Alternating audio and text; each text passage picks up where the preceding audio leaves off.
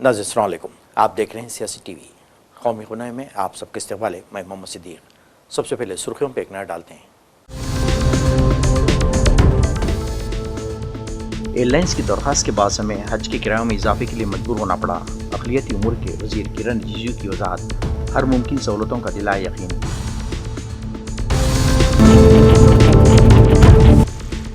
कश्मीर से सरकारी ज़बान उर्दू को ख़त्म करने की साजिश की जा रही है। महबूबा मुफ्ती का इल्ज़ाम।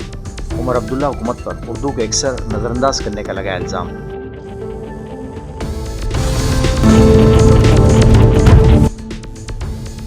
मुल्क में पानी का बहरान शदीद। 166 आबी ज़खायर की सतह 40% से नीचे। 8 रियासतें सबसे ज़्यादा मुतासिर।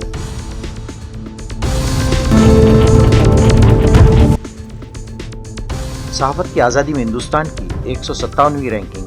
अक़वाम मुत्तहिदा की फहरिस्त पर कांग्रेस की तशवीश। कहा, बीजेपी ने सहाफ़त के वक़ार को मजरूह कर दिया।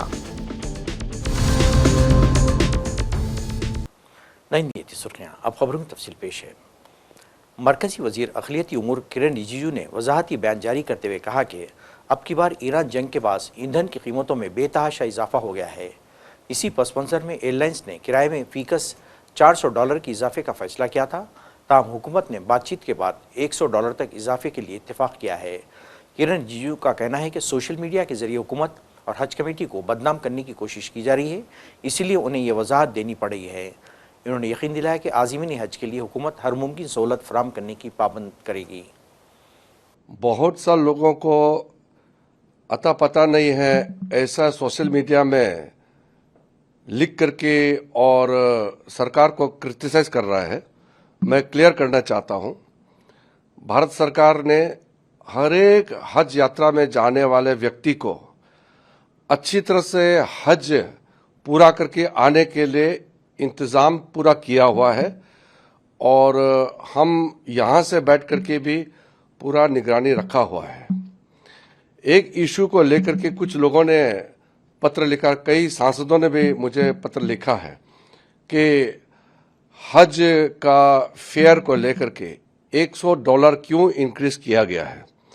सबको मालूम है कि ईरान और अमेरिका इजराइल का युद्ध के बाद एयरलाइंस वालों ने हमको रिक्वेस्ट किया कि $400 का इजाफा होना चाहिए। $400 पर हज यात्री का एयरफेयर का इंक्रीज का प्रपोजल दिया है।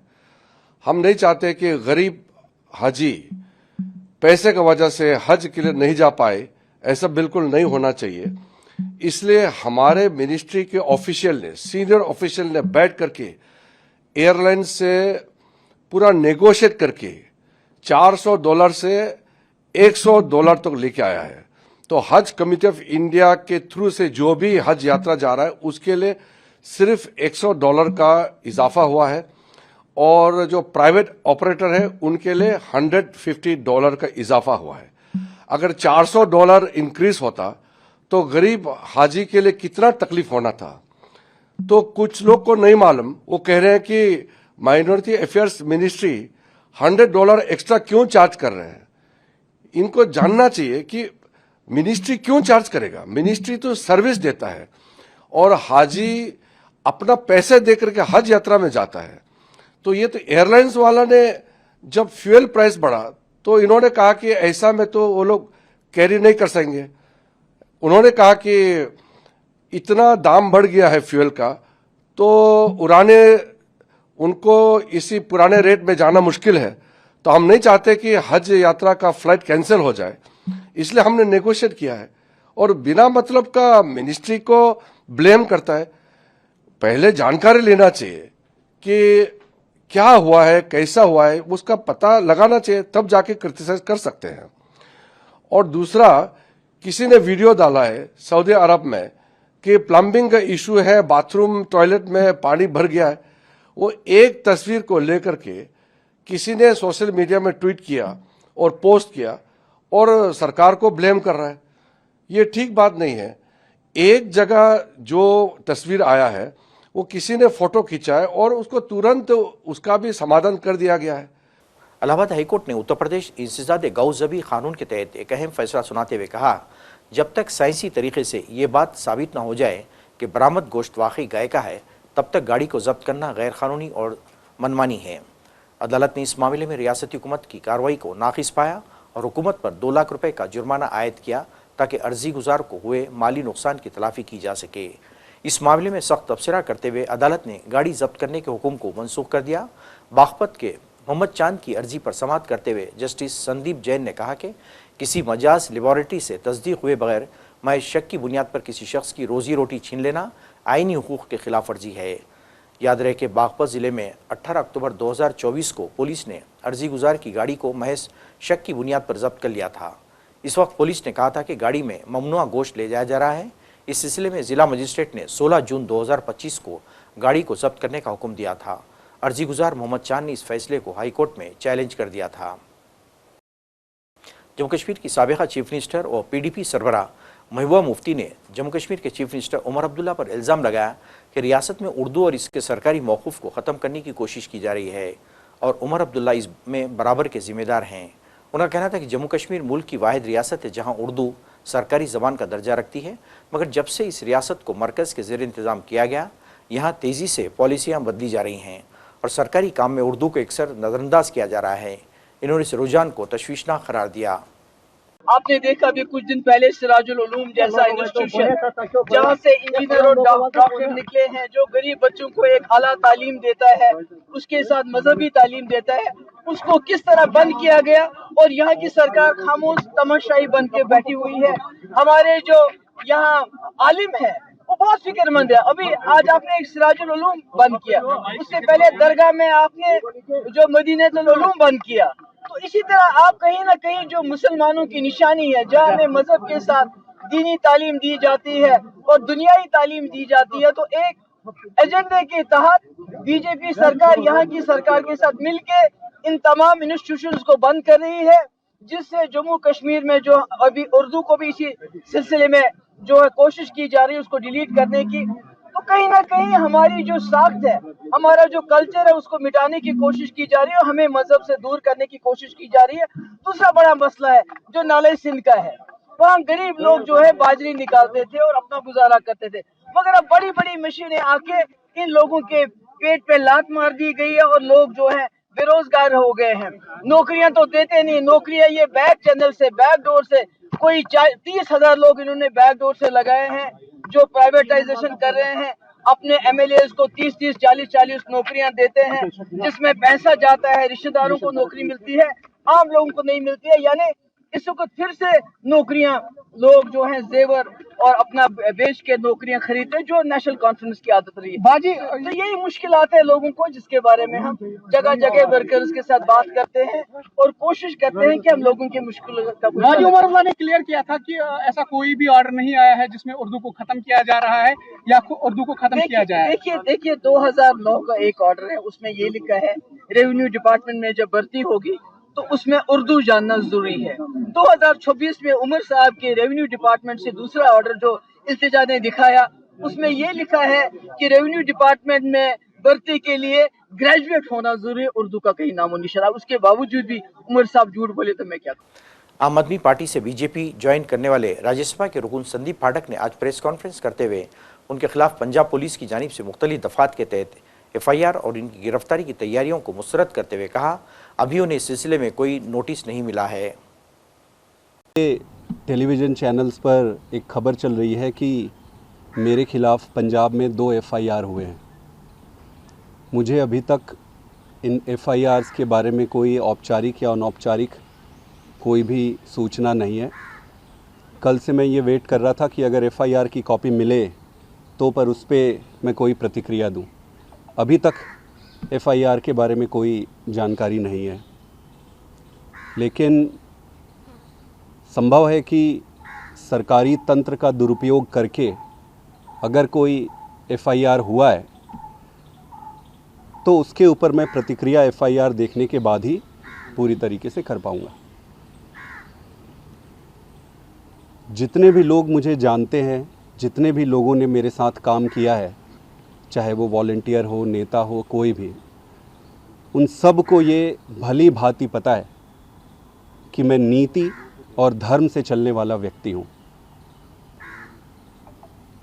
आम आदमी पार्टी में मैं जब तक काम किया मैं नीति और धर्म से ही काम किया।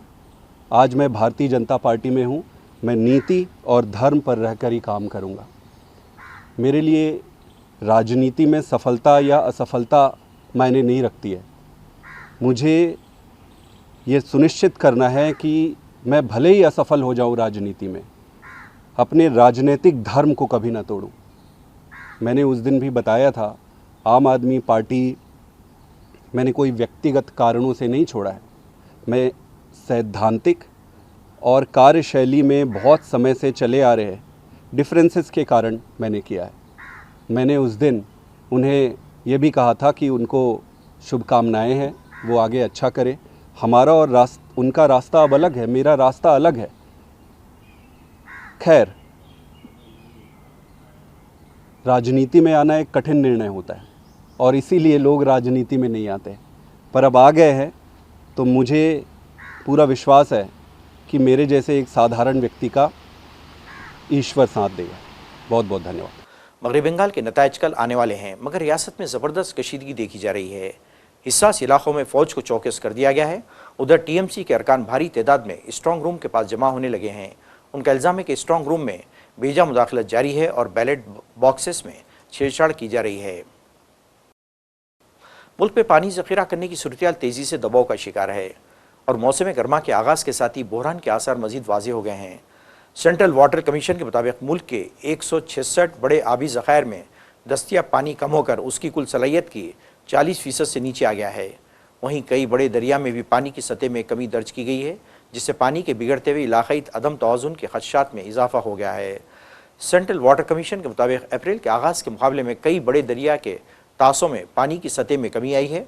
गंगा तास, गोदावरी और नर्मदा में पानी की सतह 50% तक पहुँच गई है। कृष्णा तास पहले से ही कमज़ोर हालत में थी और अब भी तकरीबन 22% पर है। कावेरी 35 और महानदी 44 भी कमी दर्ज की गई है, जबकि ताप्ती निस्बतन मुस्तहकम हालत में बरकरार है। इस मौके पर कांग्रेस के सदर मल्लिकार्जुन खड़गे का सोशल मीडिया प्लेटफॉर्म एक्स पर सख्त रद्दमल सामने आया है। कांग्रेस के कौमी सदर मल्लिकार्जुन खड़गे ने एक्स पर लिखा, आलमी यौम आज़ादी सहाफ़त के मौके पर कौम को एक वाज़ेह और नाकाबिल तरदीद हकीकत का सामना करना होगा। 2014 से बीजेपी हुकूमत के दौरान वर्ल्ड प्रेस फ्रीडम इंडेक्स में हिंदुस्तान की पोजीशन मुसलसिल गिरती आ रही है और ये 197वें नंबर तक पहुंच चुकी है। उनके मुताबिक एक आज़ाद सहाफ़त अपने हकीकी मानों में हुकूमत के बयानिए को बढ़ावा देने या इसकी नाकामियों को छुपाने के लिए मौजूद नहीं होती। इसका मकसद इक़्तिदार से सवाल करना, ताकत का बारीक बीनी से जायज़ा लेना और ओहदेदारों को जवाबदार ठहराना है। हर साल 3 मई को वर्ल्ड प्रेस फ्रीडम डे यानी आलमी यौम आज़ादी सहाफ़त मनाया जाता है, जिसका मकसद सहाफ़त की आज़ादी की बुनियादी उसूलों का एहतराम करना और दुनिया भर में आज़ाद व गैर जानिबदार मीडिया की अहमियत के तईं बेदारी पैदा करना है। इसका आगाज़ 1993 में अक़वाम मुत्तहिदा के ज़रिए किया गया था। इसी मुनासिबत से हर साल वर्ल्ड प्रेस फ्रीडम इंडेक्स में भी जारी किया जाता है। रवां साल रिपोर्टर्स विदाउट बॉर्डर्स की रिपोर्ट के मुताबिक इस इंडेक्स में मजमूई तौर पर 180 ममालिक को शामिल किया गया है, जिसमें हिंदुस्तान 157वें नंबर पर है। नाज़रीन, आखिर में सुर्खियों पे एक ऑनर।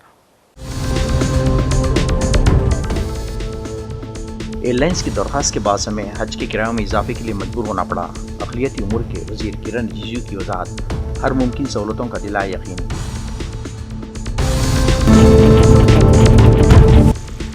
कश्मीर से सरकारी ज़बान उर्दू को ख़त्म करने की साजिश की जा रही है, महबूबा मुफ्ती का इल्ज़ाम। उमर अब्दुल्ला हुकूमत पर उर्दू को अक्सर नज़रअंदाज करने का लगाया इल्ज़ाम।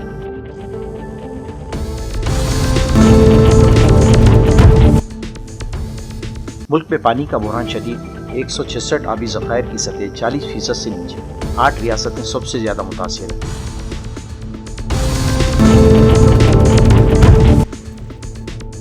सहाफ़त की आज़ादी में हिंदुस्तान की 157वीं रैंकिंग, अक़वाम मुत्तहिदा की फहरिस्त पर कांग्रेस की तशवीश। कहा, बीजेपी ने सहाफ़त के वक़ार को मजरूह कर दिया।